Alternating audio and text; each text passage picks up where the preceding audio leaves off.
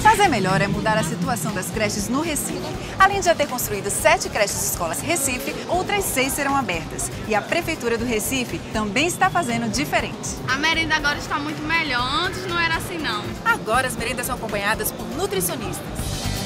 A Prefeitura mostrou uma nova forma de trabalhar e cuidar da cidade. E ainda vai fazer muito mais por você. Tem muito trabalho pela frente. Prefeitura do Recife.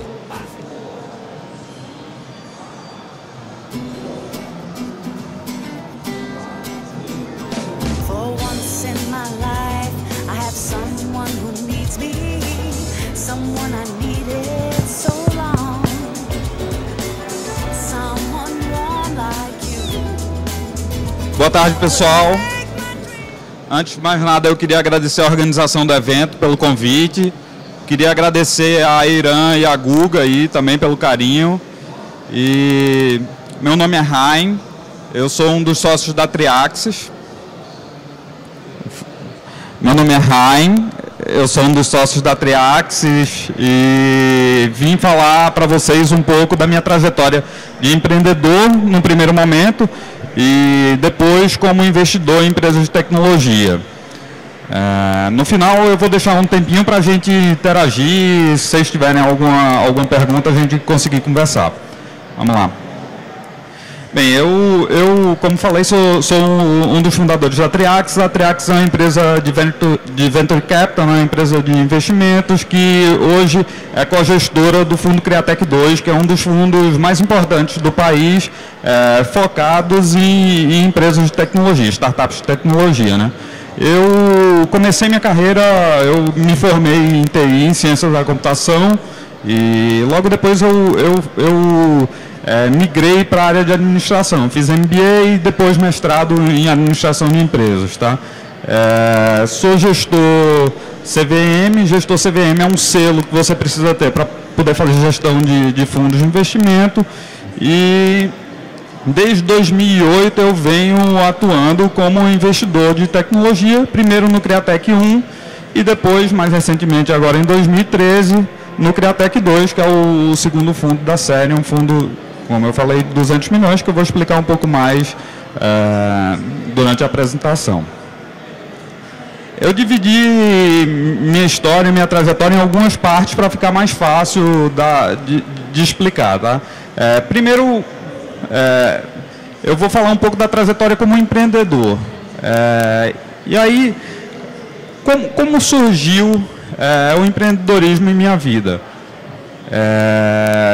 Que decisões eu tomei para me tornar um empreendedor? O que é que eu fiz? Então, lá atrás, nos anos 90, eu estudava no Colégio Israelita, era um colégio bem tradicional daqui, então quem estudava no Israelita passava no curso que queria, no vestibular, e eu decidi fazer Ciência da Computação. Fiz na Federal, passei, e era um curso super concorrido, e era super legal passar em Ciência da Computação na Federal. Só que eu estudei um ano e vi que não era aquilo que eu queria. A gente estudava um semestre de manhã, um semestre de tarde, meus amigos não trabalhavam, eu não trabalhava, ninguém ganhava dinheiro, e eu queria ganhar dinheiro, ganhar dinheiro e ter a independência que o dinheiro proporciona. Então, contra tudo e contra todos, eu tomei a decisão, vou abandonar a Federal e vou para a Católica. A Católica tinha um curso de Ciência da Computação, só que era de noite, então eu conseguiria estudar na Católica de noite e trabalhar durante o dia e ganhar algum dinheiro e ter contato com o mercado. E aí fiz isso, abandonei a Federal, passei na Católica e comecei lá o curso de Ciência da Computação.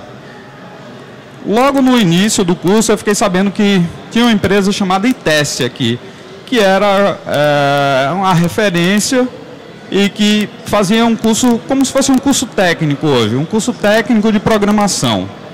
E aí, no ITESE, os melhores do curso eram contratados no final. Eu disse, pô, vou fazer esse curso do ITESE, eu quero ser contratado, quero começar a ganhar meu dinheiro e fiz isso. Fui para o ITESE, estudava de noite na Católica, de manhã eu fazia o curso lá do ITESE. Num curso de 6 meses, você aprendia várias linguagens de programação. No último dia, os caras me contrataram. Eu não terminei a última aula do curso, os caras me contrataram e eu saí de lá dar aula para o Banorte, que era uma referência aqui no estado. Era um banco, toda a TI era local e era a escola da galera de informática. Então, pô, fiquei feliz pra caramba, foi meu primeiro emprego e isso já era a semente da inquietação empreendedora. Eu podia ter ficado na escola, na Federal, tranquilo, estudando, mas eu já tinha uma semente de empreendedorismo e de inquietação que me fazia querer estar junto do mercado, tá? Então, olhando em retrospectiva, isso já era a semente do empreendedor que eu carregava, tá? E aí eu trabalhei durante algum tempo, primeiro no ITS Banorte, depois na Procenge, trabalhei em alguns locais e comecei como programador, como todo mundo começava na época, mas rapidamente eu virei analista e depois gerente de projetos. E aí tem uma segunda fase que começa aí. Em 2001, o pessoal do César começou a fazer um projeto com a Motorola, que era para desenvolver software para os celulares que a Motorola iria lançar e que teriam a possibilidade de instalar novas features. Nessa época, eu vou mostrar para vocês, os celulares eram celulares bem simples e que você não podia fazer nenhuma alteração. Então, não existia smartphone, basicamente. Eram celulares que vinham de fábrica e vinham com um número limitado de features e era isso e acabou. E a Motorola iria lançar um celular no futuro que rodaria Java e que possibilitaria que o usuário baixasse novos programas. E aí o César ia desenvolver esse projeto com a Motorola. Eles estavam precisando de um gerente de projetos e terminaram chegando em mim. E me contrataram em 2001 para gerenciar esse projeto. Gerenciei o projeto nos anos 2001 e 2002. A gente fez um monte de software para a Motorola nesse período e a gente teve contato com essa tecnologia. Era uma tecnologia super nova aqui no Brasil, então eu acho que só tinha nós e um outro grupo que mexia com isso aqui. E eu aproveitei essa caminhada para começar a estudar sobre o mercado e começar a ver o que estava acontecendo no mundo em relação ao desenvolvimento para celular. E aí a gente chegou nessa época, eu e a pessoa que iria ser o meu futuro sócio, Geber, a gente começou a estudar um caso da NTT Docomo, que era uma operadora japonesa que ganhava dinheiro com dados e não com voz. A gente começou a ver o que esses caras estavam fazendo lá, isso em 2002. E os caras basicamente ganhavam dinheiro com aplicação, com serviços e com dados. A gente disse, poxa, a gente conhece a tecnologia, a gente sabe que esses celulares que a gente trabalha vão ser lançados lá no futuro, a gente sabe que tem uma operadora no Japão que ganha dinheiro com isso, pô, vamos montar uma empresa para fazer isso, vamos se posicionar rápido, montar uma empresa e desenvolver para celular. Beleza, só que a gente não tinha dinheiro. Então, a gente esbarrou nisso daí, mas a gente ficou com a ideia e começou a estruturar essa ideia. Então, vou dar só um pouco de contexto para vocês. Na época, esse celular aqui da Nokia era o celular top. Ele tinha um negócio chamado WAP, que era tipo um browser bem simplificado. Você navegava por uma internet também bem simplificada. E aí, os celulares que a gente começou a trabalhar eram esses daqui, que eram super legais, que tinham a possibilidade de baixar novos programas. Então, você podia baixar um novo jogo, uma nova feature para o seu celular. Bem, um outro contexto da época é que o Venture Capital aqui no Brasil estava começando a engatinhar. Então, ter startup não era moda, não estava na novela, nem estava nas revistas. Então, ninguém recebia investimento, ninguém tinha startup. Esse negócio estava começando a acontecer aqui no Brasil. Então, se vocês olharem para aqui, era algo em torno de 5 bi que se tinha alocado nas gestoras de Venture Capital naquela época. Para vocês terem uma ideia comparativa, em 2013 a gente tinha 100 bi. Então, era o iniciozinho lá em 2003, tá? mas aí a gente criou um PowerPoint com a ideia da Meantime. E em 2003 a gente conheceu um cara chamado Marcos Regueira. Ele era o principal sócio da Fear Capital, uma empresa de Venture Capital que estava começando a dar os primeiros passos no mercado.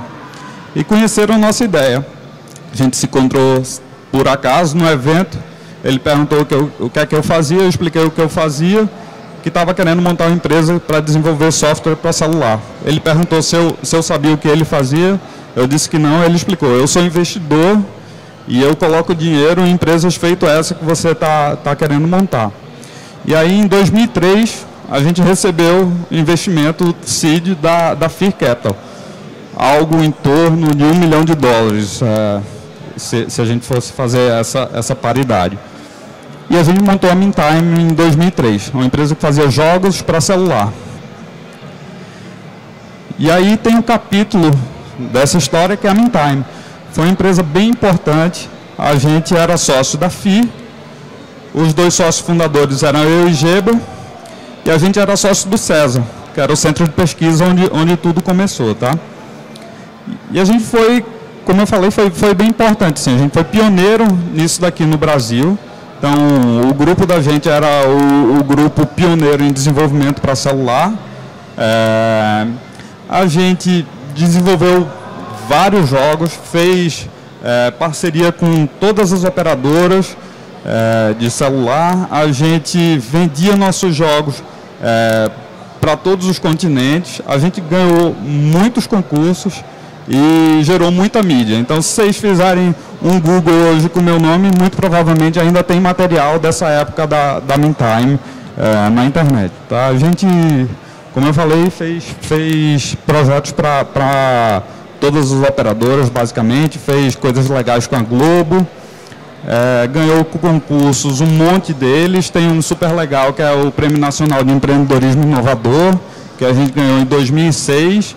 Nessa época, mais ou menos, a gente ganhou outro concurso muito legal, que foi um da Apex de exportação. A gente exportava nossos jogos, e nesse da Apex ficou marcado porque eu fui para a cerimônia lá, e as outras empresas premiadas, a pessoa que estava do meu lado, especificamente, era da Embraer. Então, era o diretor executivo da Embraer de uma cadeira, eu na outra, e a gente recebeu os prêmios da mão do ministro do desenvolvimento da época e do governador do estado de São Paulo. Então, eram caras de Recife que estavam fazendo coisas que eram pioneiras a nível mundial. E a gente fez um monte de projetos de inovação e de pesquisa e desenvolvimento e jogos, muitos jogos. Então, jogos com marcas, jogos conectados. Na época, vocês imaginam o desafio de fazer um jogo mobile multiplayer massivo. A gente fez isso, a gente criou um servidor que dava suporte a isso, criou a infraestrutura e a gente conseguia virtualmente colocar, sei lá, 100 jogadores jogando o mesmo jogo ao mesmo tempo, cada um com o celular na mão. Eram aqueles celulares lá do começo que eu mostrei para você, tá? Para vocês.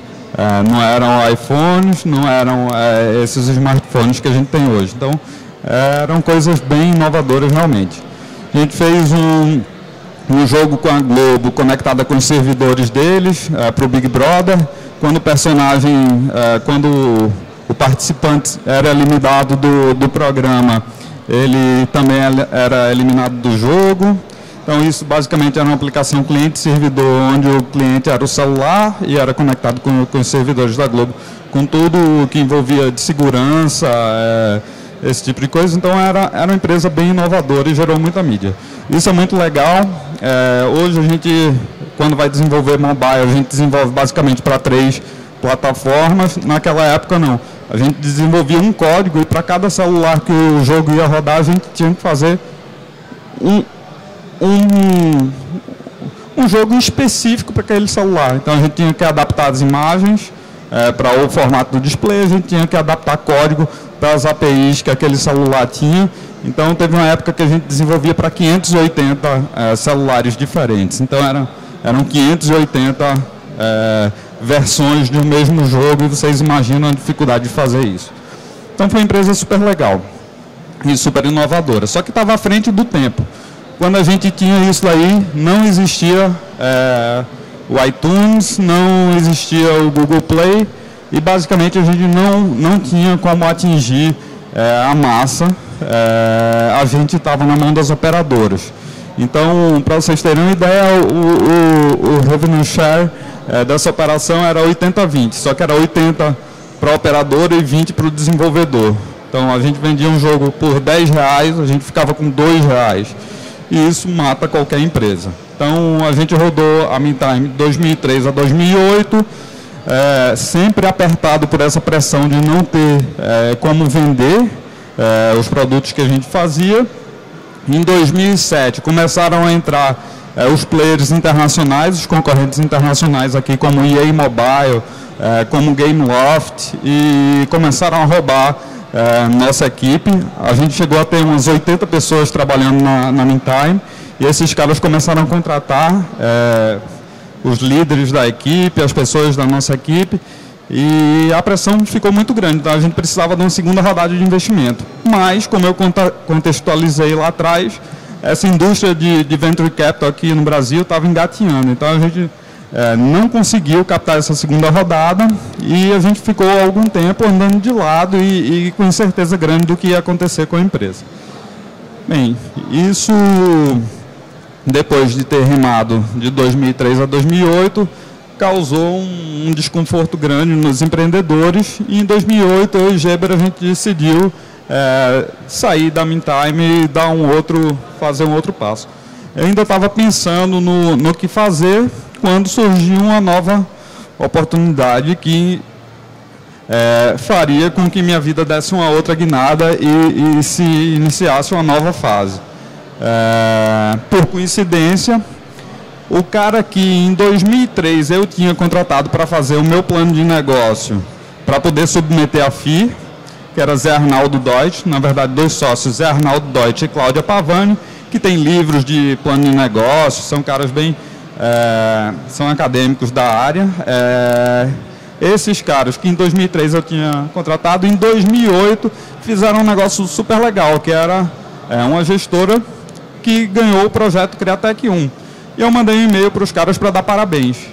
E aí o e-mail voltou assim: Raim, que coincidência, cara, você ter escrito para dar os parabéns. A gente está precisando de um gestor aí para Pernambuco. E eu disse: cara, estou saindo da Meantime. O que é que você acha do meu perfil? E a resposta foi: se você quiser, você está contratado.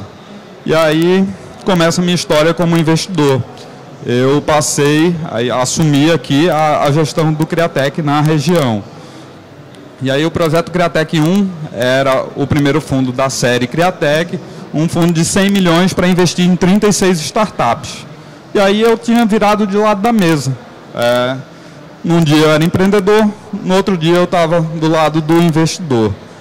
Conhecia bem o ecossistema local, conhecia o ecossistema, na verdade, do Nordeste, de empreendedorismo inovador, e usei esse conhecimento para selecionar as empresas aí que a gente viria a investir. Então, o Fundo Criatec 1 começou o período de investimento em 2007, no finalzinho, na verdade, em novembro. Eu entrei no projeto em 2008, era um fundo de 100 milhões, onde 80 milhões eram do BNDES, 20 milhões do BNB, gestão da Antera e da Incid, que são duas gestoras, a Antera do Rio e a Incid de Minas, e tinham 6 regionais, eu era um deles aqui, olhava para Pernambuco, tá? A gente fez no Criatec 36 investimentos, no Criatec 1, e a gente começou a conversar muito sobre o futuro dos gestores regionais. Então, 3 dos 6 gestores tinham uma afinidade grande. Era o gestor de Pernambuco, eu, o gestor de Minas, Eric, e o gestor de Santa Catarina, que fica em Floripa, que era Reinaldo. E a gente viu o seguinte, que ou a gente montava projetos individuais para o futuro, ou seja, eu iria focar em investimento no Nordeste, Eric lá em Minas, Reinaldo lá no Sul. Ou a gente ia compor para fazer um projeto nacional. E aí, de novo, a semente do empreendedor começou a fazer efeito. E a gente disse, poxa, por que a gente não se junta e faz um projeto nacional, monta uma gestora e concorre pelos próximos Criatecs, porque isso vai ser uma família de fundos, provavelmente vem o 2, o 3, o 4, a gente se posiciona, juntos a gente fez metade desses investimentos, a gente fez 18 desses 36, poxa, a gente sabe operar esse negócio, vamos se juntar e fazer um projeto nacional. E aí nasceu a ideia da Triaxis, e em 2012 a gente montou a nossa gestora, a Triaxis, que eu vou falar mais para frente como está evoluindo. E aí se inicia uma nova fase, que é o investidor empreendedor. Desde 2008 eu estava atuando como investidor e agora eu estava empreendendo dentro desse mercado, criando uma empresa gestora de fundos, que tem todos os desafios das startups de tecnologia. Então, o desafio de encontrar sócios que sejam compatíveis com você, o desafio de montar uma equipe bem qualificada, o desafio, no nosso caso, de montar uma empresa que é descentralizada, que tem 3 escritórios. Então, vários dos desafios que as startups de tecnologia ou que vocês enfrentam no dia a dia de empreendedores de vocês. A Triaxis é uma empresa, como eu falei, que tem 3 escritórios, a sede fica em BH, tem um escritório em Recife, um escritório em Floripa. Cada um dos sócios fundadores cuida de um desses escritórios. Os sócios fundadores juntos fizeram 18 dos 36 investimentos do Criatec 1 e hoje a gente é co-gestor do Criatec 2, que é um fundo de 186 milhões que vai investir em 40 startups. Bem, a gente conseguiu fazer uma equipe super qualificada para a empresa, a gente chamou 2 conselheiros externos com experiência grande no mercado. O José Luiz foi VP de algumas empresas importantes. O Dan é um professor que fica no Canadá e ajuda a gente a olhar possíveis captações de dinheiro externo. Eu, Eric e Reinaldo aqui somos os 3 sócios fundadores e nós temos 6 analistas que hoje estão virando nossos sócios, porque a gente fez um modelo de partnership e está trazendo eles para dentro da estrutura da Triaxis. Então, são desafios, inclusive a montagem, por exemplo, do modelo de partnership ou de uma estrutura de stock options, que vocês também enfrentam no dia a dia. Então, mesmo continuando sendo investidor, a gente também é empreendedor de uma gestora de fundos. Uma gestora de fundos ganha dinheiro de 2 formas. Um é com taxa de administração dos fundos, é um dinheiro pequeno que serve para pagar as contas do dia a dia. O segundo é com taxa de performance, ou seja, a gente só ganha dinheiro se as empresas que a gente investiu crescerem e a gente vender por um valor muito maior do que o valor que comprou. Então, quando a gente investe numa empresa, a gente tem que garantir essa trajetória ascendente. E a gente conseguiu fazer isso com algumas empresas aqui do Criatec 1. Então, tem casos super legais, empresas que cresceram bastante, sei lá, 37% ao ano, acumulado, 55% ao ano.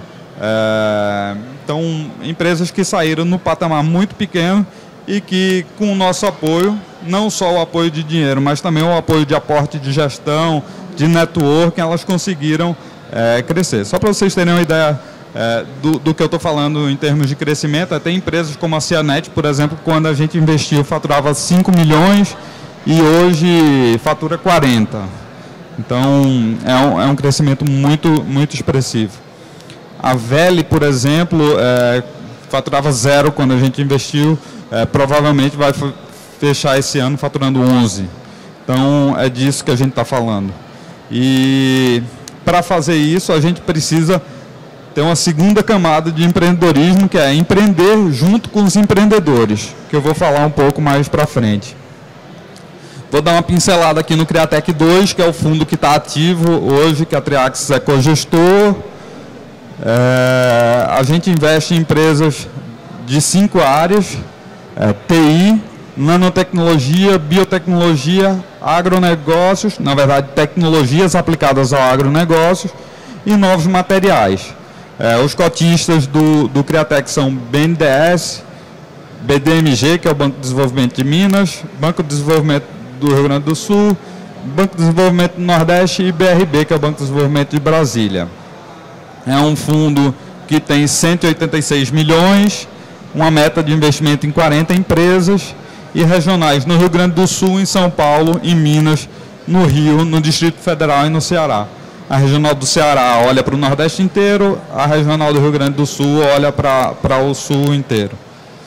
Então, hoje, tem um time de gestão, onde o gestor nacional é da Bozano. Então, tem Jonas, Fernando e Guilherme. Jonas tem uma vasta experiência no mercado de Venture Capital. A Bozano é uma super gestora, uma gestora que tem 8 bi under management, mais ou menos, então é uma super gestora. Depois tem uma equipe de gestão operacional, que é a Triaxis. Os 3 sócios da Triaxis estão envolvidos com o fundo. E depois vem os 6 gestores regionais. Além disso, tem os analistas tanto da Triaxis quanto dos escritórios regionais. Então, se somar, na verdade, não são 12 pessoas, são 21 pessoas envolvidas com o Criatec 2, envolvidas em selecionar e apoiar essas empresas que a gente escolhe.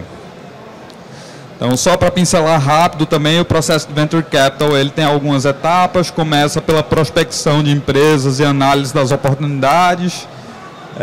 Quando a gente encontra uma empresa legal e decide que a gente vai apostar nessa empresa, a gente passa para a etapa de investimento, negociação de participação, quanto a gente vai colocar de dinheiro, o que é que a gente vai ficar na estrutura de gestão da empresa, esse tipo de coisa, formalização. Formalização do deal, e aí, a partir do momento que o dinheiro entra na conta, a gente passa para uma outra fase, que é a fase de aceleração, que é nessa fase que a gente acredita que consegue agregar valor para a empresa, fazer ela crescer e poder lá na frente vender por um preço maior para poder ter a nossa parte da remuneração baseada em performance. E é aqui também que a gente volta a ser empreendedor, porque a gente empreende do lado do empreendedor da empresa. Depois tem uma fase, em paralelo com a aceleração, tem uma fase de compliance, garantir os padrões da empresa, garantir se a empresa está fazendo as coisas da forma combinada, da forma correta, e, por fim, o desinvestimento. Então, acelerar a empresa é fazer a empresa crescer junto com o empreendedor. Então, quando a gente fala em acelerar, a gente tem uma série de objetivos, estruturar a empresa, expandir as operações, apagar incêndio. Grande parte do papel do investidor é apagar incêndio da empresa, seja uma briga de sócios, seja uma coisa que está acontecendo na operação que é fora do padrão e fora do nível de conhecimento dos empreendedores. Então entram caras mais experientes que conseguem ajudar, gerenciar conflitos, garantir a sobrevivência, otimizar, gerar resultados, e a gente tem uma série de processos para garantir apoio às empresas em todas esses grupos de atividade, tá? Eu não vou ler de um por um aqui para não ficar um negócio exaustivo, mas depois a gente pode conversar sobre essas coisas. Mas quando a gente está falando em estruturar, por exemplo, montar um planejamento estratégico da empresa junto com os empreendedores, montar um orçamento para os próximos anos, montar projetos de captação de dinheiro de incentivo à inovação, esse tipo de coisa. Expandir, abrir um novo escritório fora do estado, ou contratar equipe externa para ajudar a empresa, contratar novos executivos, são coisas que os investidores têm um networking grande, têm experiência grande, pode agregar valor à empresa. E, como eu falei, nós somos um tipo de sócio que a gente só tira dinheiro da empresa se a empresa crescer e for vendida por um valor bem grande lá no final. Então, a gente é 100% focado em fazer a empresa crescer, fazer a empresa faturar mais. E aí eu vou passar rapidinho aqui por esses outros pontos para a gente poder ficar com tempo para perguntas, tá? E aí com isso eu acho que dá um bom overview aí sobre a trajetória. E aí eu queria ouvir de vocês, assim, o que é que vocês querem saber, o que é que vocês querem discutir, tá aberto aí para perguntas.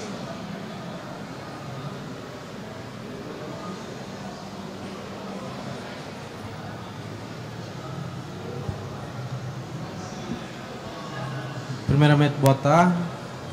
Eu gostaria de saber se existe e se existe qual é um diferencial para o Crytek 2 investir em startup. Cara, existe sim. Na verdade, tem uma série de parâmetros que a gente leva em conta na seleção das empresas, né? Uma equipe bem formada, fundamental. Tem que ter um link com tecnologia e tem que ter um diferencial de inovação que seja sustentável, ou seja, uma coisa que a empresa saiba fazer melhor do que os outros e que isso garanta para ela uma vantagem durante algum tempo. Precisa ter um modelo de negócio que, como a gente fala, pare de pé, ou seja, que seja viável, factível. Tem que resolver um problema, que seja um problema real, um problema que realmente exista e que seja relevante economicamente. Então, não adianta fazer uma startup para fazer uma coisa que já está resolvida ou que seja igual a todas as outras que já existem. Mas se você pega um problema complexo que existe no mundo real, resolve ele com tecnologia e consegue ganhar dinheiro com isso, então esse é um bom indicador para um investidor ter interesse na tua startup, tá?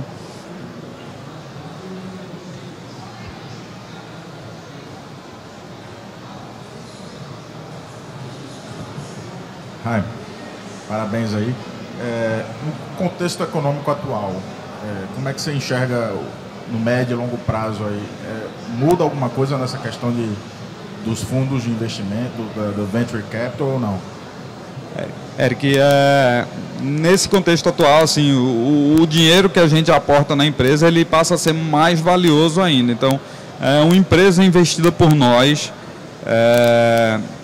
ela vai ter ainda mais vantagem nesse contexto atual, porque num contexto de crise, onde tem um monte de restrições para as empresas no geral, uma que tem dinheiro e que está capitalizada e que além do dinheiro tem um aporte de conhecimento, de networking que o fundo proporciona, eu acho que ela tem vantagem em relação às outras. Eu acho que ela vai conseguir crescer ainda mais rápido se comparada com os pares que não recebem investimento nesse contexto, né?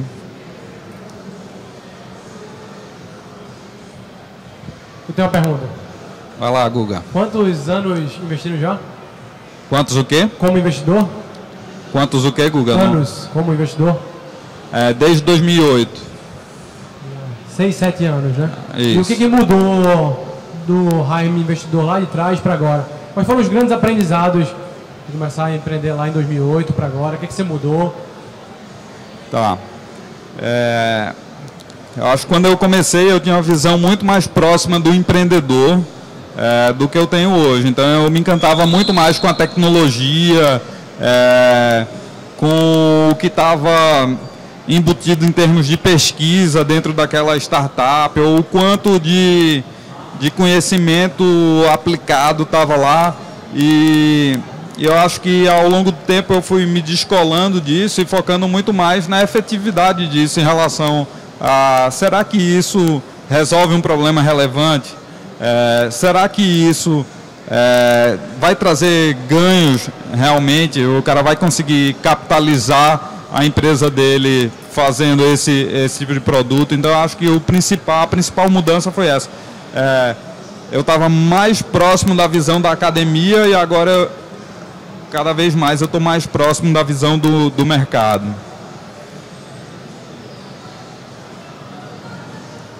E aí, o que mais? Aproveitem, pode ser sobre qualquer coisa, sobre como, por exemplo, submeter uma empresa para o Criatec, ou sobre qualquer coisa que vocês achem relevante.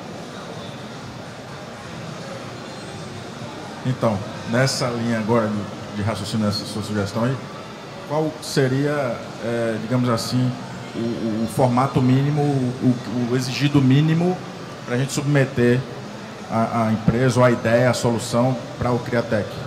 Tá, o Criatec tem um site, né, que é criatec2.com.br, que se você entrar lá tem um formulário padrão que você vai ter que preencher. Por que um formulário padrão? Pô, o cara tem que estar disposto pelo menos a sentar e estruturar a ideia dele para que a gente receba e analise. É um símbolo que o cara está investindo o tempo dele naquilo. Então ele preenche lá o formulário padrão e a gente passa no dia seguinte a acompanhar essa oportunidade de investimento. Tá? Mas o que tem que estar claro na cabeça do empreendedor é exatamente a resposta a essas perguntas chaves. Assim, qual problema teu produto resolve? No que você se diferencia dos outros que já existem? Nesse formulário tem isso, tem várias outras coisas. Mas o modelo financeiro da empresa para em pé, o valuation da empresa, o valor que você imagina que a empresa tem, ele faz sentido do ponto de vista do investidor. Existem técnicas de valuation, existem a técnica de múltiplos. Uma empresa vale X vezes o que está faturando, ou X vezes o que está lucrando. Será que se você botar um múltiplo muito alto não inviabiliza a entrada do investidor? Então, você tem que realmente se preparar para a conversa. Oi? No Criatec 2, a gente está buscando empresas que já tenham contato com o mercado, que já tenham os primeiros clientes, que já tenham dado os primeiros passos. Embora a gente pode investir numa empresa que está no zero, mas é difícil que isso ocorra, tá? Não existe nenhum impedimento, mas é difícil que ocorra.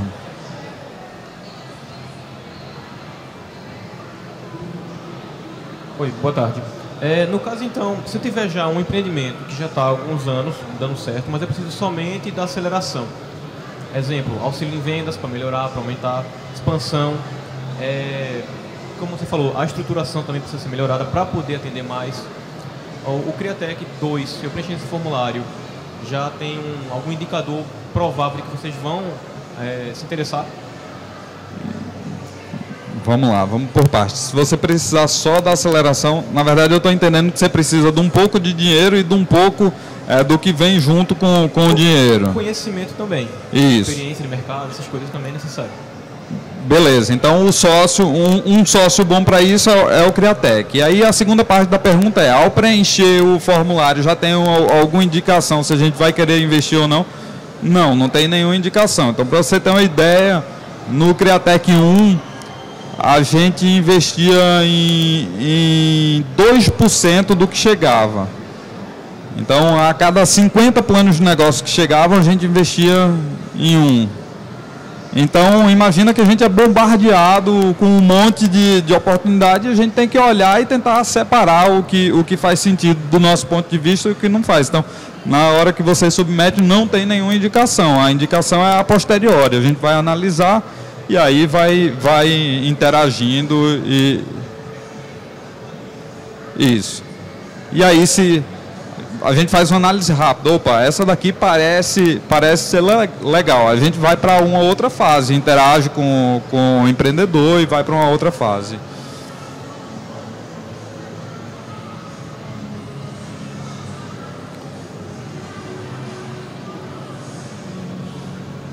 Puxando a pergunta de Guga, mas já invertendo, o que é que mudou para os empreendedores de quando você começou a investir para agora? Tá mais fácil, mais difícil arrumar dinheiro? As ferramentas mudaram, os modelos mudaram? Cara, essa é uma pergunta boa, Dudu. Assim, e acho que mudou muita coisa. Cada investimento que a gente faz, além do impacto naquela empresa em si, ele gera um impacto no ecossistema também. Então, o cara que está aqui no Porto Digital e vê uma empresa do Porto Digital sendo investida, ele pensa, pô, isso é um caminho factível, é um caminho viável. Então, eu vou começar a me estruturar um pouco melhor para também ir buscar esse caminho. Então, isso é uma coisa que mudou. Então, a indústria de Venture Capital ela vem crescendo e aí a reboque está crescendo a interação com os empreendedores e essa passa a ser uma via procurada e explorada pelos empreendedores.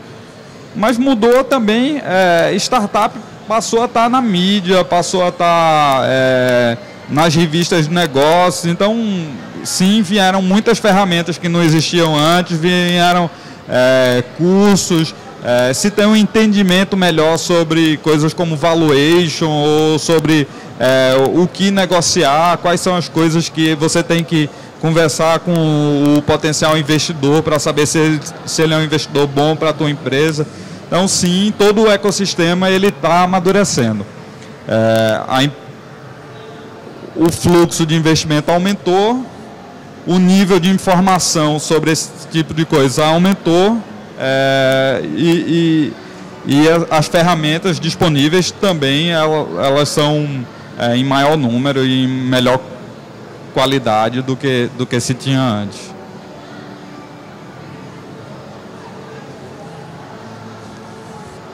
E aí, pessoal, é isso? Alguém tem mais alguma dúvida?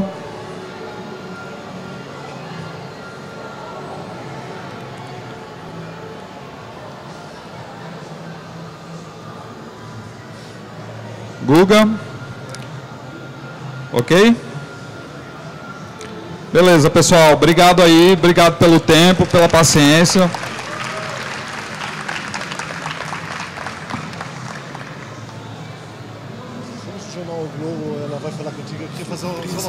Mas pelo seu trabalho, dedicação e coragem.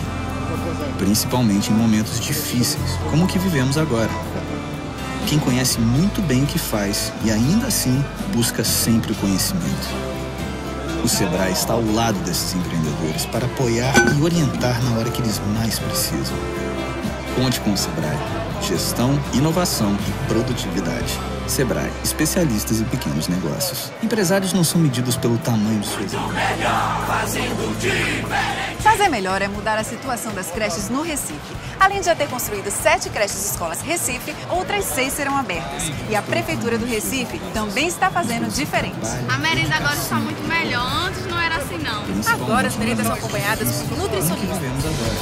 A Prefeitura mostrou uma nova forma de trabalhar e cuidar da cidade. E ainda vai fazer muito mais por você.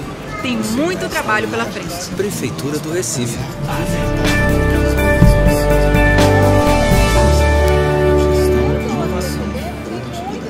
Sebrae, especialistas em pequenos negócios.